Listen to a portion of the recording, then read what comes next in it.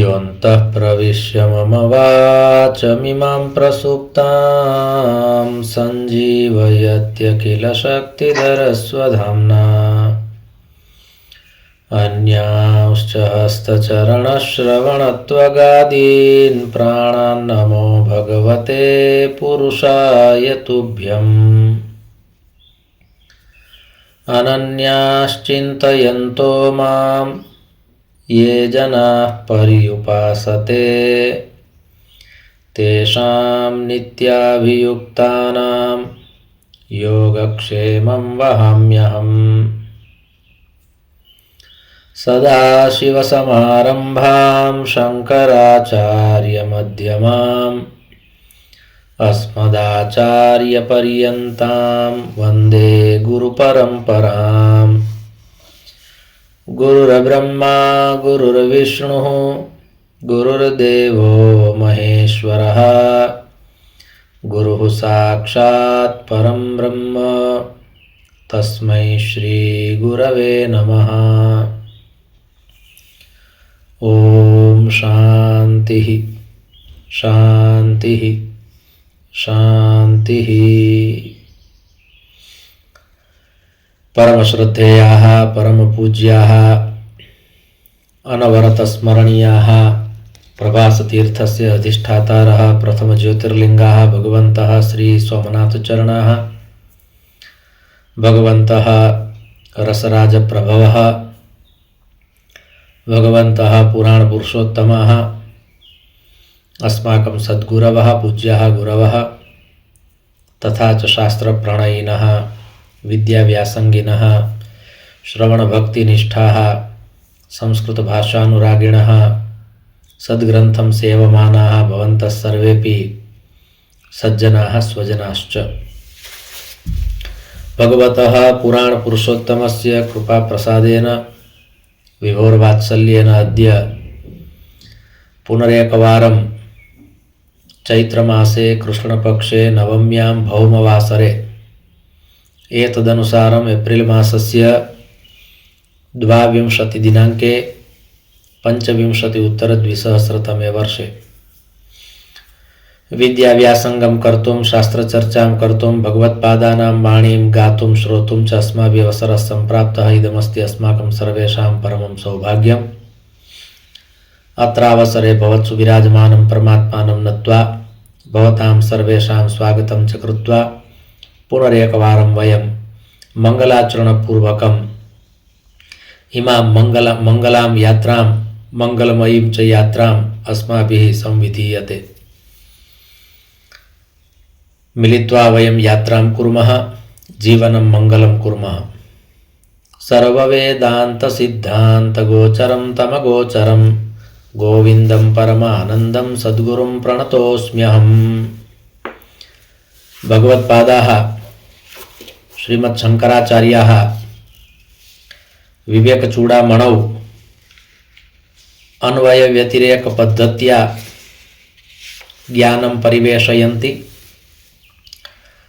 अत्र परिच्छिन्नज्ञानम् अर्थात् सद्वृत्तियुक्तं ज्ञानम् असद्वृत्तियुक्तं ज्ञानम् एवं च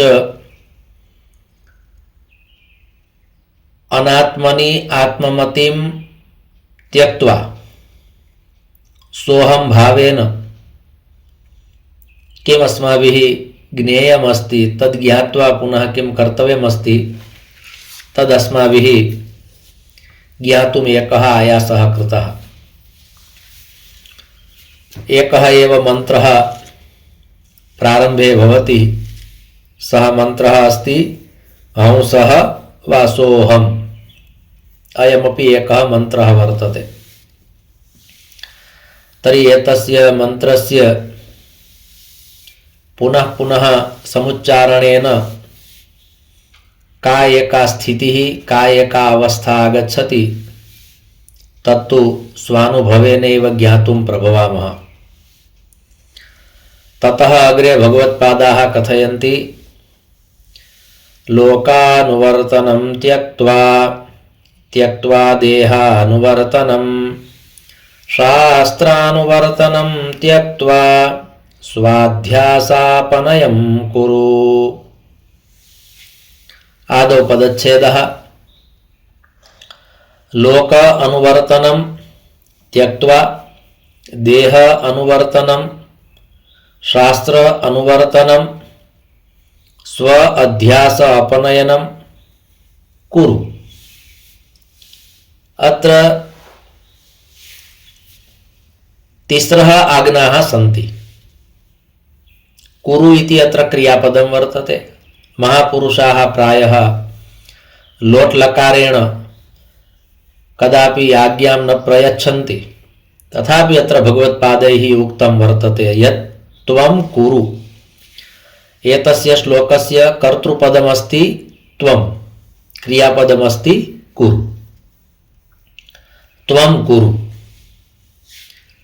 त्वं नाम यदि त्वं शृणोसि, यदि त्वं पठसि, यदि त्वं वदसि चेत् त्वम् एतद् कुरु। तर्हि अत्र आज्ञाः तिस्रः सन्ति, क्रियापदम् एकमेव अस्ति। तर्हि एतत् त्रयं मिलित्वा कुरु, अर्थात् एकेन कार्यं न भविष्यति, द्वाभ्यां कार्यं न भविष्यति, अपितु अत्र याः तिस्रः आज्ञाः सन्ति तासाम् आज्ञानां परिपालनेन यद् कार्यं भविष्यति तत् कार्यं त्वं कुरु इति अत्र निगदितं वर्तते।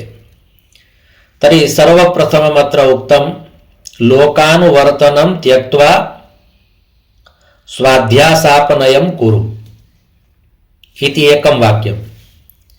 एतस्मिन् एकस्मिन् श्लोके त्रीणि वाक्यानि सन्ति। तत्र प्रथमं वाक्यम् अस्ति लोकानुवर्तनं त्यक्त्वा स्वाध्यासापनयं कुरु। तर्हि अत्र लोकानुवर्तनं नाम समाजः, जगत्, संसारः येन मार्गेण गच्छति तं मार्गं त्यज। एवंच स्व अध्यास अपनयं कुरु, अर्थात् स्वस्मिन् अध्यासः अस्ति, अर्थात् मिथ्या ज्ञानम् अस्ति। बाह्यजगतः एकस्य त्यागः एवंच आभ्यन्तरजगतः एकस्य त्यागः। एवं प्रकारेण त्वया कार्यद्वयं कर्तव्यमस्ति इति विचिन्त्य त्वम् एतद् कुरु। यथा श्रीमद्भागवत महापुराणे तत्र द्वितीय स्कन्धे ब्रह्मा देवर्षि नारदम् उद्दिश्य श्रीमद्भागवत विषये कथयति यत् त्वमेतद् विपुलीकुरु, अर्थात् संक्षेपेण यदिदं भागवतम् अस्ति, चतुश्लोकात्मकं यदिदं भागवतम् अस्ति तस्य त्वं विस्तारं कुरु, त्वमेतद् विपुलीकुरु इति तत्र इदम् एकं वचनं प्रोक्तं वर्तते। तद्वदत्र भगवत्पादाः कथयन्ति लोकानुवर्तनं त्यक्त्वा, त्वया त्यागः कर्तव्यः अस्ति। किं त्याज्यं, यथा किं ग्राह्यम् अस्ति तद्वत् किं त्याज्यम् अस्ति, अत्र भगवत्पादैः तद् निरूपितम्। अत्र एकस्तु सिद्धान्तः बहु जटिलः वर्तते, बहु सावधानेन श्रोतव्यः भवति, नान्यथा अत्र कदाचित् विपरीतमपि अर्थघटनं भवितुमर्हति। किन्तु प्रथमा आज्ञा प्रदत्ता वर्तते लोकानुवर्तनं त्यज। लोकानुवर्तनं नाम गतानुगतिको लोकः। संसारे यथा सर्वेपि जनाः जीवन्ति, यथा व्यवहरन्ति, यत्किमपि कुर्वन्ति तस्मात् किमपि भिन्नं कुरु। सामान्यं जीवनं मा जीव। यथा उक्तं वर्तते राजपुत्र चिरंजीव माजीव मुनिपुत्रक जीववा मरवा साधो व्याध मा जीव मा मर। एकस्मिन्नेव श्लोके चतस्रः आज्ञाः प्रदत्ताः सन्ति। राजपुत्र हे राजपुत्र त्वं चिरं जीव, हे मुनिपुत्रक त्वं मा जीव, जीव वा मर, हे साधो त्वं जीव वा मर, किंतु हे व्याध त्वं मा जीव मा मर। एवं प्रकारेण चतस्रः आज्ञाः सन्ति तत्र। तस्य अर्थानुसन्धाने अस्माभिः न गम्यते, किन्तु चिन्तनीयः सः अपि श्लोकः। अत्रापि भगवत्पादैः उक्तं यत् लोकानुवर्तनं त्यक्त्वा, अर्थात लोक व्यवहारं त्यक्त्वा। कदाचित् किं भवति, यदि मनुष्यः लोकस्य चिन्तां करोति चेत् तस्य परलोकस्य यात्रा समीचीना न भवति। कारणं तेन केवलं जनानां लोकानाम् एव चिन्ता कृता, ते यथा कथयन्ति तथैव कर्तुं तेन प्रयासः कृतः, किन्तु अन्ततो गत्वा सः सफलः न सञ्जातः। कारणं जगदिदं परिवर्तनशीलम् अस्ति इति कृत्वा अद्य इदं जगत् एवं प्रकारेण वदति, श्वः पुनः इदं जगत् भिन्नं प्रकारेण किमपि वक्ष्यति। अस्माभिः निर्णयं कर्तुं न शक्यते यद् मया केन प्रकारेण जीवितव्यं वर्तते। यदि अस्माभिः लोकानुवर्तनं क्रियते, सः जनः यथा कथयति तथा अहं करोमि, द्वितीय दिवसे पुनः कश्चित् अन्यः जनः किमपि अन्यद् वदति वा सः एव जनः किमपि अन्यद् वदति, निर्णयं कर्तुं न शक्यते कस्य अनुसरणं मया कर्तव्यमिति। अतः लोकानुवर्तनं न कर्तव्यं। भगवता श्रीरामेण यथा उत्तररामचरिते उक्तं वर्तते, स्नेहं दयां च सौख्यं च यदि वा जानकीमपि आराधनाय लोकस्य मुञ्चतो नास्ति मे व्यथा। तर्हि स्नेहः अपि त्यक्तः, दया अपि त्यक्ता, सौख्यं सुखमपि निजसुखमपि त्यक्तं। किमर्थम्? आराधनाय लोकस्य, लोकस्य राज्यस्य जनानां सुखाय भगवता रामेण यदि वा जानकीमपि, जानकी अपि त्यक्ता, लोकापवादात् भयम्, अन्ततो गत्वा किं जातम्?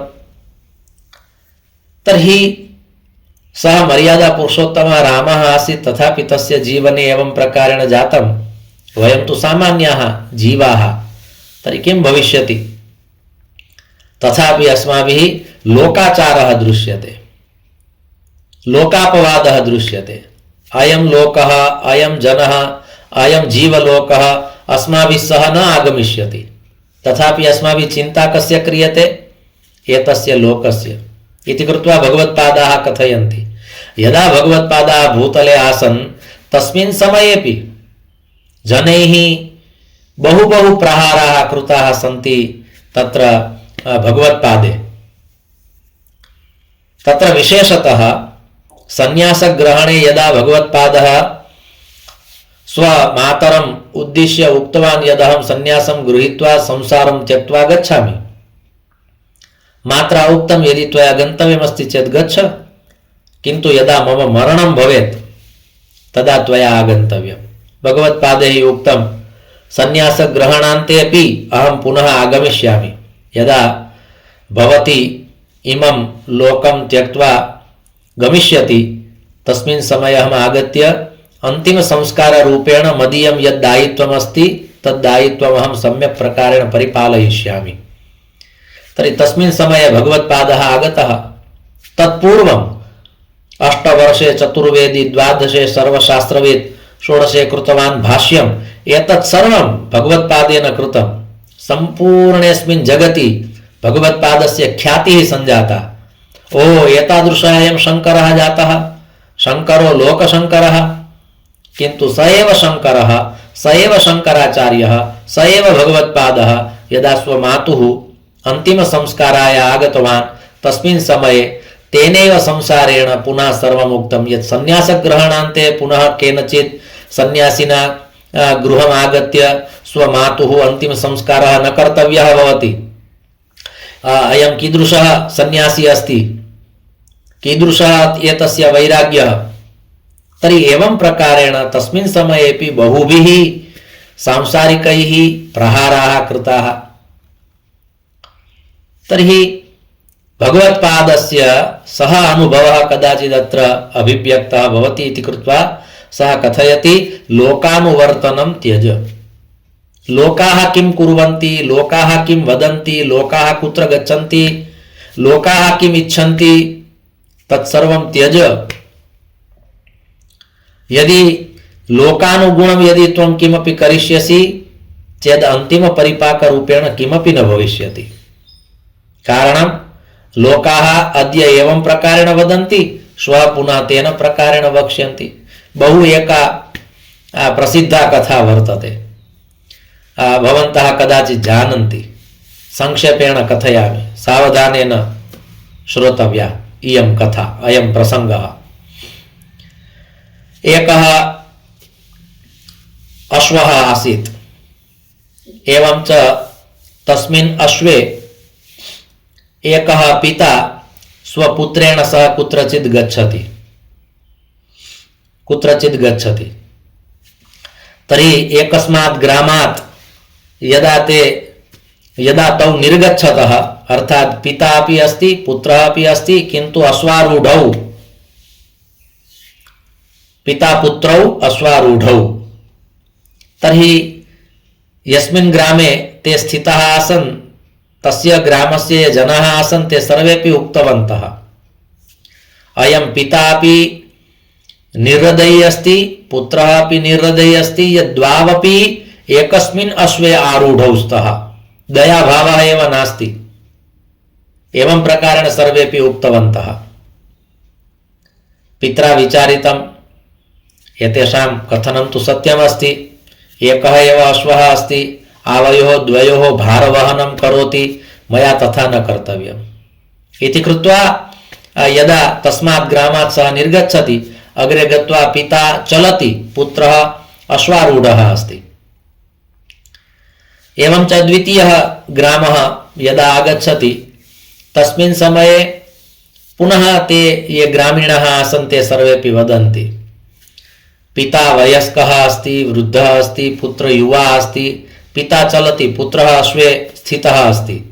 कीदृशी स्थितिः, कीदृशः संसारः, कीदृशं वातावरणं जातं वर्तते, कीदृशः कालः, कीदृशः समयः आगतः यत् वृद्धपिता चलति, युवा पुत्र उपविशति, पुत्रेण चलित्वा गन्तव्यं भवति, पित्रा तत्र उपवेशनं कर्तव्यं भवति।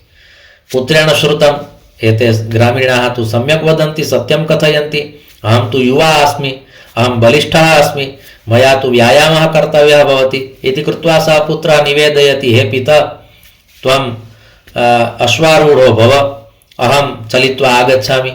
यदा तृतीयः ग्रामः आगच्छति चेत् पुनः ग्रामीणाः जनाः वदन्ति यत् अयं कीदृशः पिता अस्ति, पुत्रं चालयति, एवं च स्वयम् उपविष्टः वर्तते अश्वे, पितरि दयाभावः एव नास्ति। एतादृशः कश्चित् पिता भवति, स्वपुत्रस्य ध्यानं न रक्षति, कीदृशः अयं तातः। पुत्रः चलति, पिता तातः उपविष्टः वर्तते। पुनः चर्चा कृता, तयोर्द्वयोर्मध्ये काचित् वार्ता, कश्चित् वार्तालापः जातः, काचित् चर्चा जाता। पुनः तौ विचारितवन्तौ यदि इतः परं त्वयापि अश्वे न स्थातव्यं, मयापि अश्वे न स्थातव्यम्, आवां चलित्वा एव गच्छावः अश्वेन सह। यदा चतुर्थः ग्रामः आगच्छति, तस्मिन् समये पुनः ग्रामीणजनाः वदन्ति, कीदृशौ इमौ द्वौ मूर्खौ स्तः, अश्वः अस्ति, अश्वे सति चलित्वा गच्छतः, बुद्धिः एव नास्ति। अश्वः किमर्थं वर्तते, अश्वः बलिष्ठः भवति, अश्वारोहणं कृत्वा एकस्मात् स्थानात् द्वितीयं स्थानं गन्तव्यं भवति, तदर्थं तु अयं बलिष्ठः अश्वः अस्ति। अश्वे सति चलित्वा गच्छतः। तौ पिता पुत्रौ विचारयतः यद् केचन जनाः एवं प्रकारेण वदन्ति, यदि अस्माभिः द्वाभ्याम् अत्र अश्वारोहणं क्रियते चेदपि जनाः वदन्ति दयाभावः नास्ति, एकेन स्थीयते पित्रा स्थीयते चेदपि वदन्ति पितरि दयाभावः नास्ति, पुत्रः चलति, पिता न चलति। यदि पुत्रः अश्वारोहणं करोति पिता चलति चेत् पुनः जनाः वदन्ति यत् कीदृशः अयं पुत्रः। पिता वयस्कः भवति, वृद्धः भवति, सः क्लान्तः श्रान्तः भवति, पित्रा अश्वे स्थातव्यं भवति, पुत्रेण चलित्वा गन्तव्यं भवति। पुनश्च द्वावपि यदि अश्वारोहणं न कुरुतः चेदपि जनाः वदन्ति, किं वदन्ति, अश्वः अस्ति तथापि एतौ द्वौ चलित्वा गच्छतः। मौर्ख्यं वर्तते, मूर्खता अस्ति एतयोर्द्वयोर्मध्ये। कथनस्य तात्पर्यं लोकानुवर्तनं त्यज। जनाः किं वदन्ति तद् न श्रोतव्यम्। शास्त्रेपि उक्तं वर्तते यदि अध्यात्म मार्गे यदि प्रगतिपथि अस्माभिः उन्नतिः कर्तव्या वर्तते चेत् कर्णयोः बधिरत्वम् आगच्छेत् तदेव वरम्। वयं शृण्मः किन्तु सर्वेषां शृण्मः, सर्वेषां न श्रोतव्यम्। कस्य श्रोतव्यम्? आत्मनः श्रोतव्यम्। आत्मनः प्रतिकूलानि परेषां न समाचरेत्। ध्वनिः, रवः, नादः अन्तस्तादागच्छति, एवं च तत् यत् कथयति तद् अस्माभिः स्वीकर्तव्यम्। अस्माभिः जनानामेव स्वीक्रियते, जनानामेव अस्माभिः श्रूयते, तेन कारणेन सङ्कटम् आपतति। कारणं कस्मिन् समये कः कीदृशं किं वदति इति निर्णयं कर्तुं न शक्यते।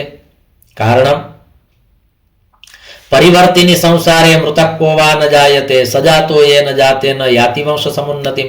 अयं संसारः परिवर्तनशीलः वर्तते। अद्य एवं प्रकारेण वदति, श्वः पुनः स्ववचनमेव उत्थाप्य परिवर्तनं कृत्वा पुनः नूतनं किमपि वदति। अस्माभिः उच्यते गतदिने तु भवता एवं प्रकारेण उक्तम्, अद्य किमर्थम् एवं प्रकारेण? न तथा नास्ति, अहम् अद्य यत् कथयामि तत् सत्यमस्ति। तर्हि ह्यः दिवसे गतदिवसे यदुक्तं तस्य किं? तज्जातं। गते शोको न कर्तव्यः, भविष्यं नैव चिन्तयेत्, वर्तमानेन कालेन वर्तयन्ति विचक्षणाः। एवं प्रकारेण पुनः नूतनं नूतनं किमपि उक्त्वा सन्दर्भपुरस्सरं तथा कथयन्ति। अस्माभिः निर्णयं कर्तुं न शक्यते यत् गतदिने यदुक्तं तस्य अनुसरणं कर्तव्यं वा अद्य यद्वदति तस्य अनुसरणं कर्तव्यं। गतदिने यदुक्तं तत् परिवर्तितं, पुनः अद्य यद्वदति तत् पुनः श्वः परिवर्तनं करिष्यति वा न करिष्यति, अयं संशयः भवति। भगवत्पादाः कथयन्ति लोकानुवर्तनं त्यक्त्वा, लोकापवादं त्यक्त्वा, जनाः किं वदन्ति इति अविचार्यं, तस्य विचारः न कर्तव्यः। जनानां स्वभावः, कारणं मुखमस्ति इति वक्तव्यं। सर्वेपि जनाः तथा विचारयन्ति, परमात्मना मुखं दत्तमस्ति इति कृत्वा वक्तव्यम्। अद्य एवं प्रकारेण उक्तं, पुनः श्वः तेन प्रकारेण। अस्माभिः उच्यते गतदिवसे तु भवता अयम् अभिप्रायः प्रदत्तः, अद्य किमर्थम् अयम् अभिप्रायः, वचनपरिवर्तनं किमर्थं? तर्हि पुनः सा किं वदति, अहं रघुवंशे समुत्पन्नः अस्मि, यद् प्राण जाय पर वचन न जाय, अहं तु मम कुले समुत्पन्नः। स्वयं स्ववचन परिवर्तनं करोति, अर्थात् वदतो व्याघात् भवति।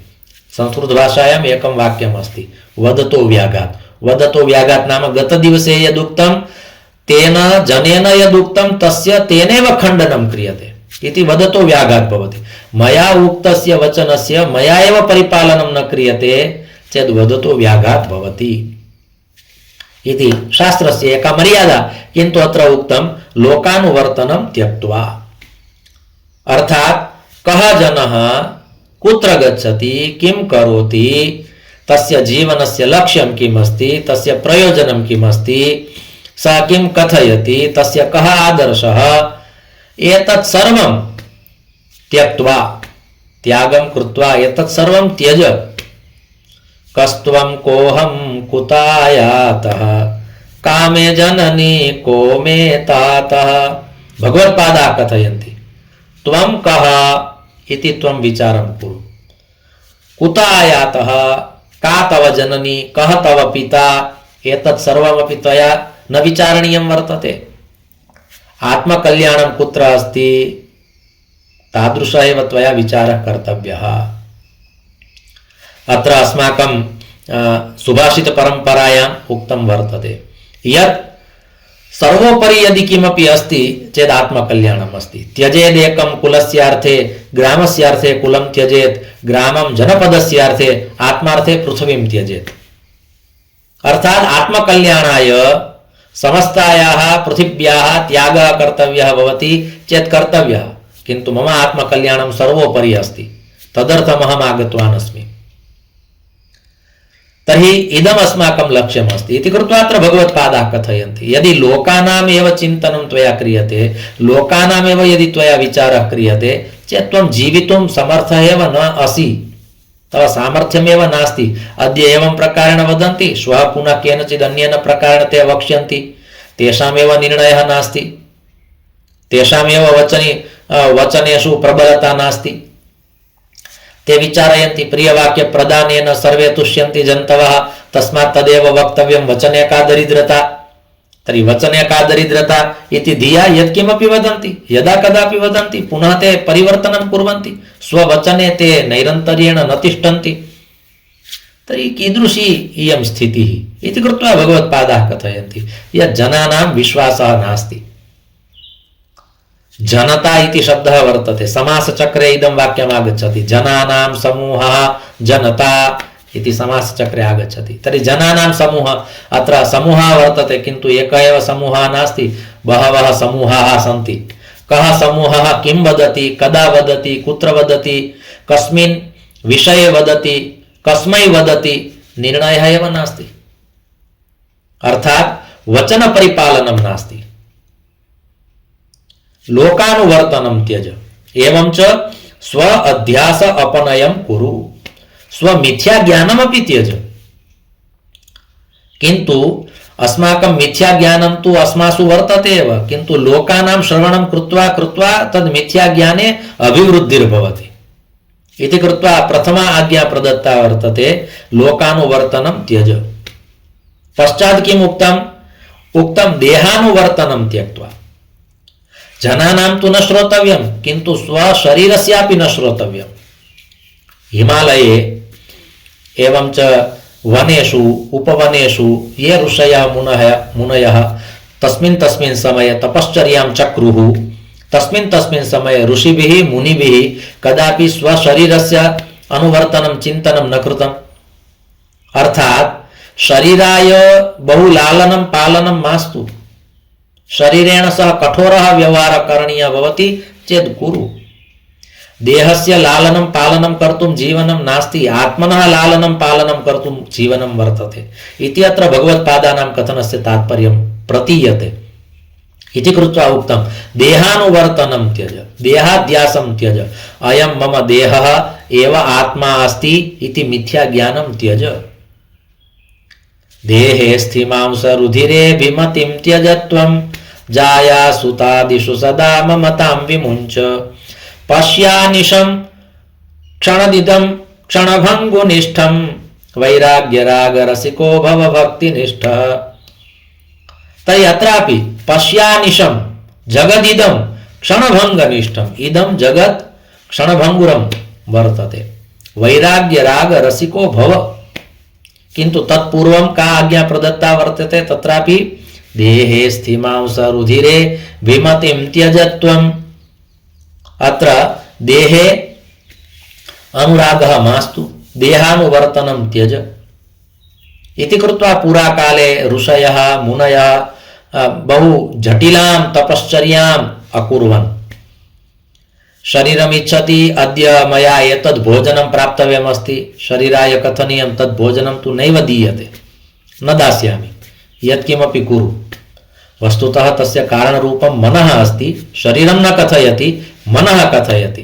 किन्तु मनसे अपि कथनीयं यत् त्वया या याचना क्रियते सा याचना तव पूर्णा न भविष्यति। अर्थात् देहाध्यासः त्याज्यः इति कृत्वा द्वितीया आज्ञा प्रदत्ता वर्तते अत्र भगवत्पादैः। का आज्ञा प्रदत्ता? तर्हि देहानुवर्तनं त्यक्त्वा।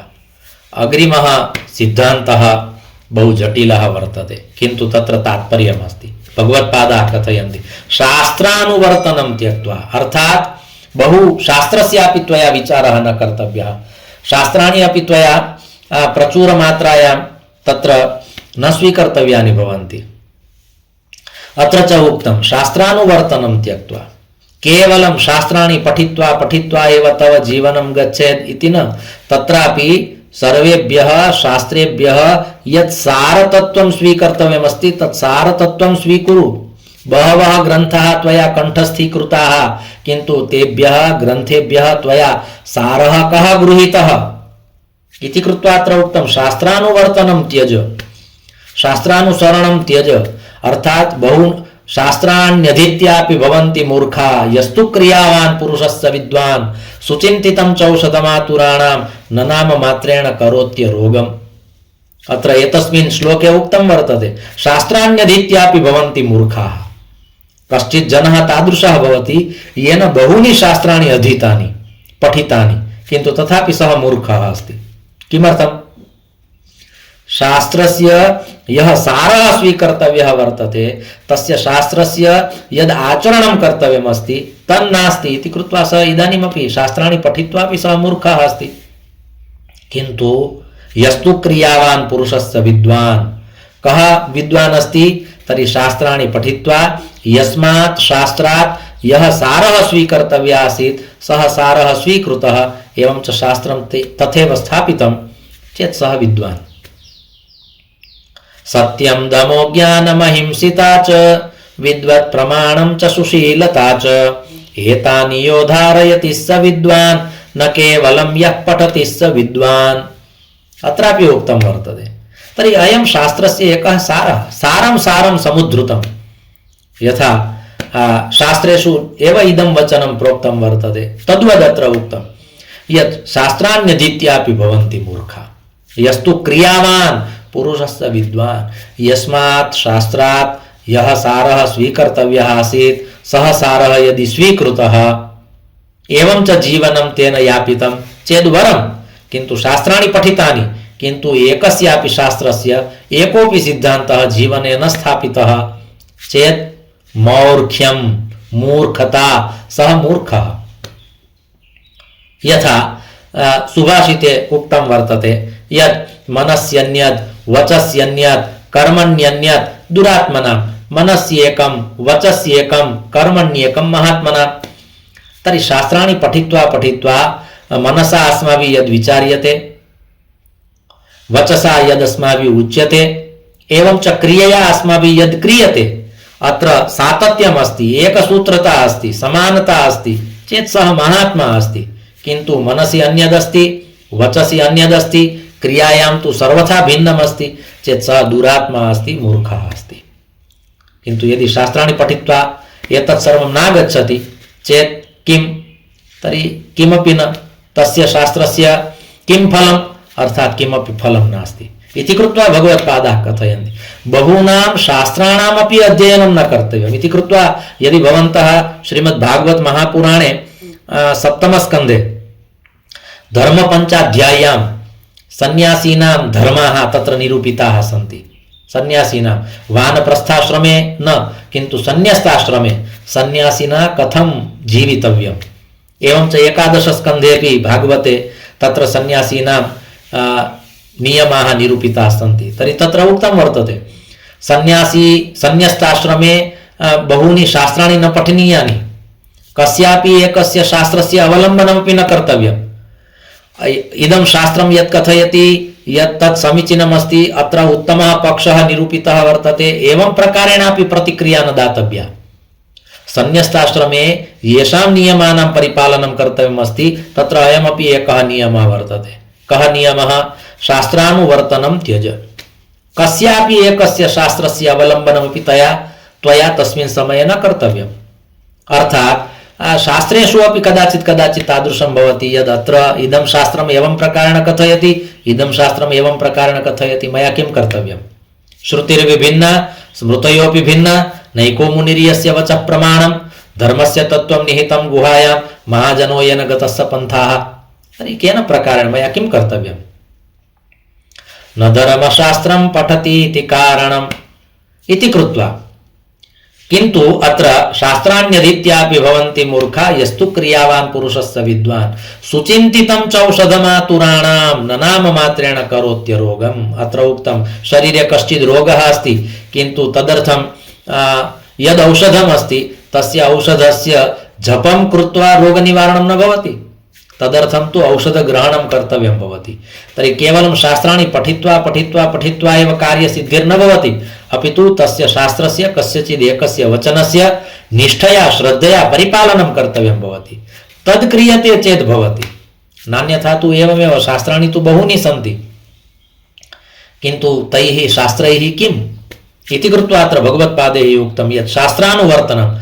कारणं यदि बहूनां शास्त्राणाम् अध्ययनं भविष्यति, बहूनां शास्त्राणां ज्ञानं भविष्यति चेदपि किं भविष्यति, शास्त्रार्थस्य विचारः आगमिष्यति। एवं च सः तथा विचारयिष्यति यद् मादृशः अन्यः कश्चित् विद्वान् नास्ति। शास्त्राणि पठित्वा यदि अहङ्कारवृद्धिः भवति चेत् शास्त्राणि अपि न पठनीयानि। निर्मलत्वं, सहजत्वं, सरलत्वं, विनम्रत्वं यदि जीवने नागच्छति चेत् तेन शास्त्राभ्यासेन किम्? तादृशः शास्त्राभ्यासः त्याज्यः। तर्हि अहङ्कारवृद्धिः भवति शास्त्राणि पठित्वा। यद् इदमपि शास्त्रमहं जानामि, तत् शास्त्रमपि अहं जानामि, तथा मास्तु। शास्त्रे वादभयं तत्र उक्तं वर्तते वैराग्यशतके। भोगे रोगभयं, कुले च्युतिभयं, वित्ते नृपालाद्भयं, शास्त्रे वादभयं, गुणे खलभयं, काये कृतान्ताद्भयं। तर्हि तत्र भयस्थानानि तत्र निरूपितानि सन्ति। तत्र एकं भयं स्थानं किं वर्तते?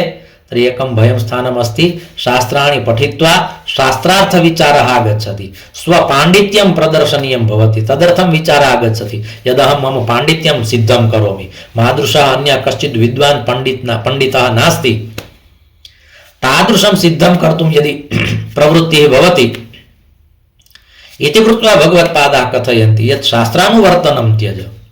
अर्थात बहूनां शास्त्राणि पठित्वा पठित्वा यदि भ्रमवृद्धिर्भवति चेत् शास्त्राणि न पठनीयानि, किन्तु शास्त्राणि पठित्वापि तस्मात् यदि सारग्रहणं क्रियते चेत् सारं संगृह्य पुनः शास्त्राणि त्यज। यथा भ्रमराः किं कुर्वन्ति? पुष्पेषु उपविश्य तस्मात् पुष्पात् यः रसः स्वीकर्तव्यः भवति तम रसं स्वीकृत्य पुनः त्यजति। सर्वतः सारमादत्ते यथा मधुकरो बुधः, तद्वत् बुधपुरुषाः अपि तादृशाः भवन्ति। यद् विवेकचूडामणौ मम जीवनाय किम् अस्ति तत् स्वीकर्तव्यं। तत्र अष्टावक्रगीतायां मम जीवनाय मम आत्मकल्याणाय किम् अस्ति तत् स्वीकर्तव्यं। भगवद्गीतायां मम आत्मकल्याणाय भगवता किम् उक्तमस्ति तत् स्वीकृत्य मया स्वजीवनं रक्षणीयं, तदनु अस्माभिः अनुसर्तव्यम्। एवं प्रकारेण यदि क्रियते चेत् स्वाध्यासापनयं कुरु, पश्चात् अध्यासः, अत्र अध्यासः नाम मिथ्याज्ञानं, तस्य निराकरणं कर्तव्यम् इति कृत्वा अत्र तिस्रः आज्ञाः सन्ति। प्रथमा आज्ञा वर्तते लोकानुवर्तनं त्यज, देहानुवर्तनं त्यज, शास्त्रानुवर्तनं त्यज, पश्चात् आत्मकल्याणाय त्वं प्रवृत्तो भव इति अत्र भगवत्पादानां कथनं वर्तते, कथनस्य तात्पर्यं च वर्तते। तर्हि अत्र याः तिस्रः आज्ञाः प्रदत्ताः सन्ति तासाम् आज्ञानां यदि अद्य सम्यक् प्रकारेण चिन्तनं क्रियते वा अद्य एकस्याः आज्ञायाः चिन्तनं, द्वितीयदिवसे द्वितीयायाः आज्ञायाः, यदत्र प्रथमा आज्ञा वर्तते लोकानुवर्तनं त्यज, अर्थात् लोकविचारं त्यज। भगवता श्रीरामेण लोकविचारः कृतः किन्तु लोकेन रामस्य विचारः न कृतः। एतादृशी स्थितिः अपि आपतति, आगच्छति। तर्हि इदं ज्ञानम् अस्माकं चेतसि स्थिरं भवेत्। तादृशी भगवच्चरणयोः प्रार्थनां विनिवेद्य पुनः द्वाभ्यां श्लोकाभ्यां सत्रमिदम् अस्माभिः भगवच्चरणयोः समर्प्यते। धर्मस्य विजयो भूयाद् धर्मस्य पराभवः, प्राणिनां चैव सद्भावः भूयाद् विश्वस्य मङ्गलम्।